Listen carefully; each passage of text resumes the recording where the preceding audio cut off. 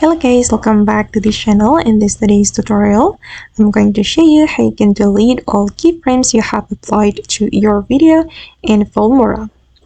Okay, let's get into it guys. Here I have prepared my project in my Filmora, and as you can see, I have applied a lot of keyframes to my video, and I'm going to delete them all at once.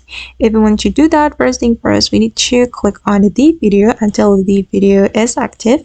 As you can see by the outline that the video is active, and we're going to right click on one of the keyframe like this until these options appear, and then we just need to click on delete all keyframes.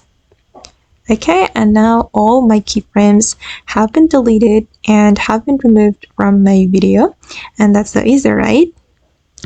Okay guys, and that's how we can delete all keyframes we have applied to our video in Filmora. I hope this tutorial will be useful for you. Thank you so much for watching, and if you found this tutorial useful, don't forget to like, comment, share, and also subscribe to this channel. See you in the next video.